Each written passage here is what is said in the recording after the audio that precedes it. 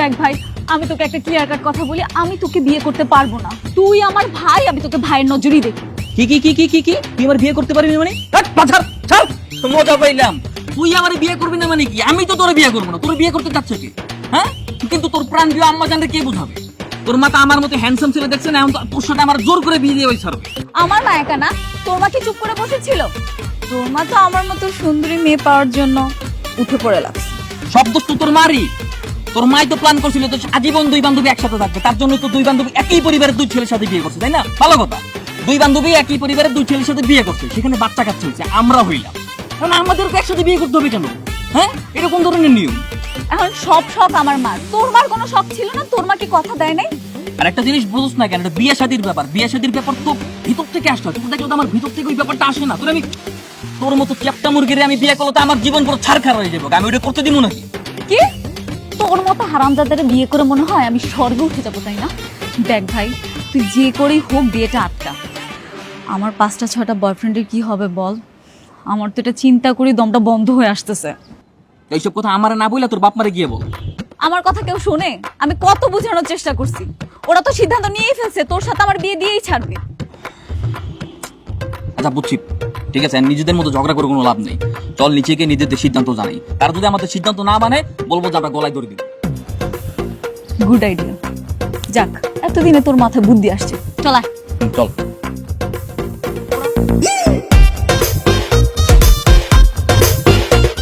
হ্যাঁ, ওইসে সালাম করা লাগবে না। শর্ট করিস না, শর্ট যা। এই, কে তোকে সালাম করতেছে? আমি তো তোর পা ধরে মাপ চাইতেছি। দেখ ভাই, তুই আমার চাচাতো ভাই হয়ে থাক। তোকে আমি স্বামী হিসেবে জীবনও মানব না। তো কাছে আসা ট্রাই করবি না।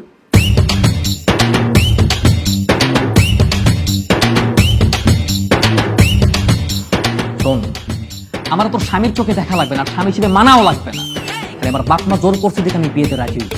তাদের জোরাজোরিতে বাসর রাতে ঢুকছে। এলে আমি কেন? আমাদের এলাকার যে পাগলা কুত্তা আছে না, ওই বাসর করে ঢুকবো। চাপ তো, চাপ চাপ।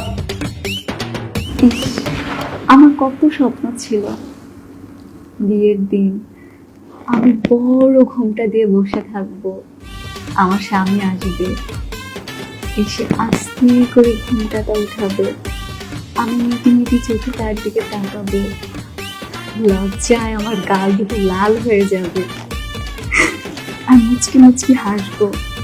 সে আমাকে দেখে বলবে, বাহ, আমার বউটা তো চাঁদের মতো সুন্দর, মাশাআল্লাহ। কিন্তু দেখ, আমার কপাল দেখ, আমি এখন কই আছি? তোকে বিয়ে করে আমার বাসর ঘর করতে হচ্ছে। আমার স্বপ্নটা তো পূরণ হলোই না, বরং যেন দুঃস্বপ্ন হলো। বাহ বাহ বাহ বাহ বাহ, তোর কত আশা। হ্যাঁ, বাসর ঘরে তোর স্বামী আসবে, তারপর তুই বড় বড় ঘুমটা দিয়ে থাকবি। তোর স্বামী যখন তোর ঘুমটা করবে, লজ্জায় তোর পুরো চেহারা লাল হয়ে যাবে। তারপর তোর স্বামী তোর চেহারা দেখে বলবে, আহ কি সুন্দর চাঁদ মাখা মুখ, তাই না? যাই হোক, কিছু তো করার নাই, আমি তো তোর স্বামী।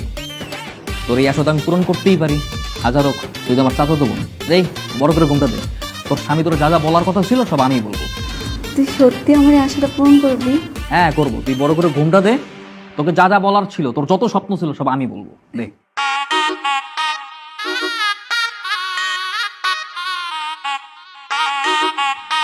আহা আহা আহা রে আহা, কি সুন্দর ব্রয়লার মুরগির মতো ঘুমা। হ্যাঁ, এত সুন্দর ব্রয়লার মুরগির মতো ঘুমা দেখে তো আমার তো সহ্য হইতেছে না। আমার তো ভিতরের মুখটা নাড়া দিয়ে উঠতেছে। হ্যাঁ, আমি তো আর নাটক করতে পারতেছি না, আমার তো কোনো ডায়লগ আসতেছে না। আমার তো মনে হচ্ছে আমি আত্মসমর্পণ করি। তো কাজ কর, তোর এই ঘুমটাটা আরো বড় করে দে। আমি না তোর আর ঘুমা দেখতে চাইতেছি না, তুই সারা তেমনি থাক। বেয়াদব, তুই বেয়াদব না বেয়াদবই থাকবি। কেন যে তোকে বিয়ে করে আমার নিজের গায়ে কালি লাগালাম আমি? অনেক কালি মাখামাখি হয়েছে না, আমি ঘুমাবো। সর অবজা, সর চাপ। কি? তুই সর, যা নিচে গিয়ে শোন, যা। এই নে তোর বালিশ, নিচে যা, যা। হ্যাঁ হইছে, এত কাহিনী করার লাগবে না, আমি ওদিকে ঘুমাইতেছি।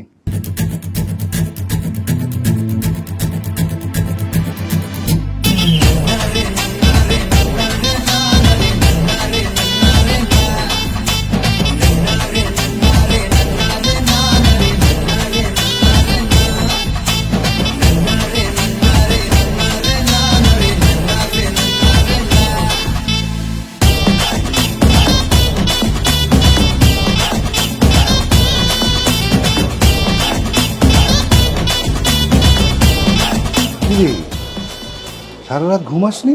এখানে কেন? তো ঘুমাবো কিভাবে বাবা? ওর সাথে একই ঘরের নিচে থাকতে আমার দম বন্ধ আসতেছিল, আমি শ্বাস নিতে পারছিলাম না। দেখো বাবা, তোমরা জোর করে বিয়ে দিছো দেখে তাই বিয়েটা করলাম। আমি আগেই বলে দিচ্ছি, এর ভবিষ্যৎ ভালো হবে না কিন্তু। আস্তে বাবা, আস্তে আস্তে, তোর মা শুনতে পাবে। তা শুনলে শুনুক না, আমার মা তো এগুলোই শুনতে চাচ্ছে, তাই না? তার ইচ্ছা পূরণ হয়েছে, সে তো এখন মহা খুশি। বাবা, বিয়ে মানে তো শুধু একটা কবুল না, বিয়ে মানে একটা সম্পর্ক, দীর্ঘদিন একসাথে থাকা, বাকিটা জীবন একসাথে থাকা, একজন আরেকজনকে বোঝা। বাবা, একে অপর কিন্তু বুঝবো, যে সংসারটা করবো সেটা তো ভিতর থেকে আসতে হবে, তাই না? এটা তো ভিতর থেকে আসার জিনিস। আর ওর প্রতি যদি আমার ভিতর থেকে ফিলিংসটা না আসে, তাহলে কি হবে কি বাবা বলো? বাবা, ওর সাথে আমার একই করে থাকা সম্ভব না। এটাও তো ঠিক সম্ভব না। আমি কি করবো বাবা, তুমি বলো। কেবল তো বাবা বিয়েটা হলো, তুই একটু ধৈর্য ধরে একটু নাটক করে যা, তারপর আমি দেখছি কি করা যায়। কিন্তু বাবা, তুই এমন কিছু বলিস না যাতে তোর মা গলায় দড়ি দিতে যায়। আচ্ছা ঠিক আছে, করবো না। বাবা, আমি এখন বাইরে যাবো, আমার একটা বুদ্ধি দাও, বাইরে গিয়ে হাওয়া খাবো। দাঁড়া, ভাবছি দেখি কি করা যায়। বাবা, একটা বুদ্ধি পেয়েছি। কি? আমি এখন মার কাছে যাবো, মার কাছে যাওয়ার সাথে সাথে তুমি মার সামনে বলবো, নাইন বাজার যা, এখন থেকে তোর বাজার করতে হবে, হ্যান ত্যান। আবার আমি বাজার যাওয়ার ছুতো দিয়ে বাইরে চলে যাবো।